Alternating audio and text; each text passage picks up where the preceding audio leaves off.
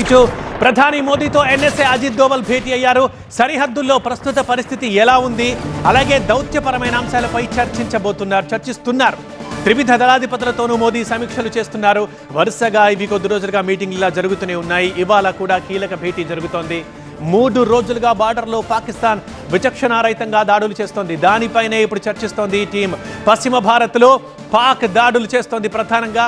So ఆ దాడుల్ని తిప్పికొట్టడంపై ప్రస్తుత పరిస్థితులు ఎలా ఉన్నాయి, సాధ్యాసాధ్యాలు ఎలా ఉన్నాయి, దీనికి సంబంధించి ప్రధానికి వివరిస్తోంది రక్షణ శాఖ. నిన్నటి నుంచి 26 ప్రాంతాల్లో డ్రోన్లు, భారీ మిసైళ్లతో పాకిస్తాన్ దాడులు చేసింది. ఆ పాక్ ప్రతి దాడిని సమర్థవంతంగా తిప్పికొట్టామని చెబుతోంది సైన్యం. భారత రక్షణ వ్యవస్థని ధ్వంసం చేసినట్లు పాక్ తప్పుడు ప్రచారం చేస్తోంది.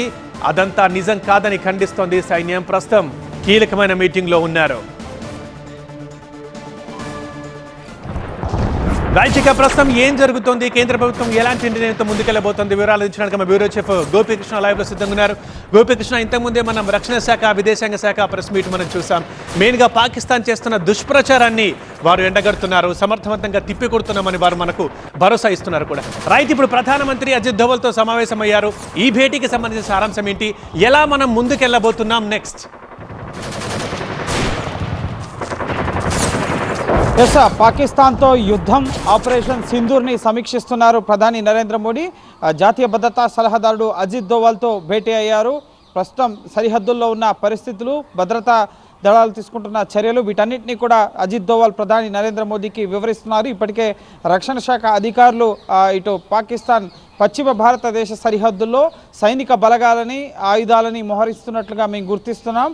పాకిస్తాన్ ఈ పరిస్థితిని, ముఖ్యంగా ప్రస్తుతం తమ ప్రేరేపిత చర్యలను విరమించుకుంటే మంచిది, లేదంటే ఇంకా తీవ్రమైన ప్రతిదాడి భారత్ నుంచి ఎదుర్కోవాల్సి ఉంటుంది అని చెప్పి రక్షణ అధికారులు ఇంతకుముందు జరిపిన బ్రీఫింగ్లో హెచ్చరించడం జరిగింది. సో పాక్ బుద్ధి మారలేదు. ఇంకా ఇటు పాక్ యొక్క సైనిక సంపత్తిని, వైమానిక బేస్లను మొత్తాన్ని కూడా ధ్వంసం చేసినట్లుగా కూడా ఈరోజు ఇటు రక్షణ అధికారులు తెలియపరచడం జరిగింది. సో ఎక్కడెక్కడ వారి ఎయిర్ బేస్లు ధ్వంసం చేశారు అన్న అంశానికి సంబంధించిన వివరాలను కూడా ప్రధాని మోడీకి ఇటు అజిత్ దోవల్ వెల్లడించడం జరుగుతుంది. కీలకమైన ఎయిర్ బేస్లన్నీ కూడా ఇటు నూర్ ఖాన్ ఎయిర్ బేస్, అలాగే రమహిరియా ఖాన్, అలాగే రఫీకి, మురిద్, సియాల్కోట్, అలాగే 2 రాడార్ వ్యవస్థలను కూడా ధ్వంసం చేయడం జరిగింది. ముఖ్యంగా వైమానిక దాడులతో వారి స్థావరాలని నేలమట్టం చేయడం జరిగింది. సో భారీ నష్టాన్ని గత రాత్రి పాకిస్తాన్ చవి చూడాల్సి వచ్చిన పరిస్థితి.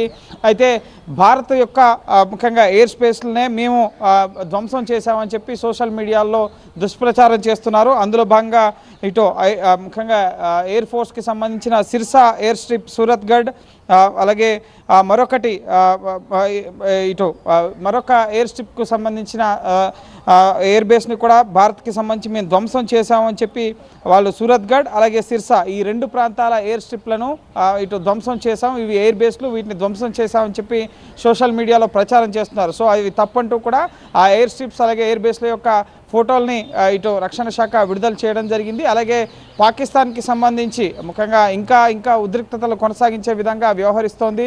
డ్రోన్లు 26 ప్రాంతాలను బార్డర్లో ఇంకా ఉద్రిక్త పరిస్థితులు నెలకొన్నాయి. ప్రధానంగా జనావాసాలని టార్గెట్ చేస్తోంది పాకిస్తాన్, పౌరులను కూడా చూడట్లేదు.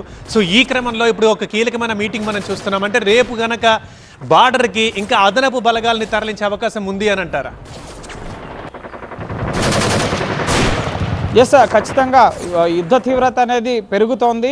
పాకిస్తాన్ ఫైటర్ జెట్స్ని ఉపయోగించి, అలాగే లాంగ్ రేంజ్ వెపన్స్ని ఉపయోగించి, మిసైల్స్ని ఉపయోగించి భారత పౌరుల ఆవాసాలని, అలాగే సైనిక స్థావరాలని లక్ష్యంగా చేసుకుని దాడులు చేస్తున్నారు. కాబట్టి సో ఇటు సరిహద్దు జిల్లాలు ఏవైతే ఉన్నాయో పంజాబ్, అలాగే రాజస్థాన్, జమ్మూ కాశ్మీర్లో అక్కడ కర్ఫ్యూ విధించే అవకాశాలు ఉన్నాయి. ప్రజల్ని సురక్షిత ప్రాంతాలకు తరలించే అవకాశాలు ఉన్నాయి. భారత భద్రతా దళాలని కూడా సరిహద్దుల్లో ముమ్మరంగా మోహరించే అవకాశం ఉంది. ఆర్టిలరీ వెపన్స్ని, లాంగ్ రేంజ్ వెపన్స్ని సరిహద్దుల వద్ద మోహరించే అవకాశం ఉంది. సో దాడిని తీవ్రతరం చేస్తోంది పాకిస్తాన్, దానికి ప్రతిదాడి చేస్తోంది భారత్ ప్రభుత్వం.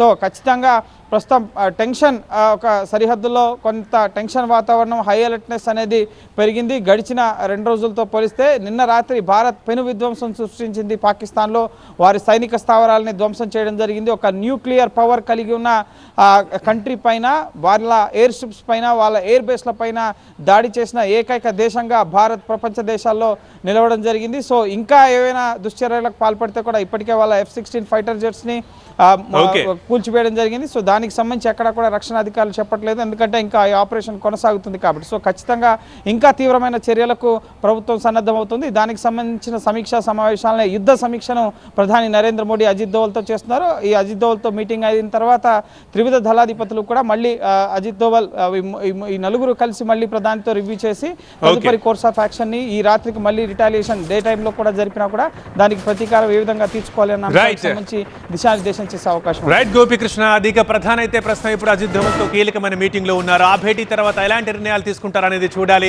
ఇటు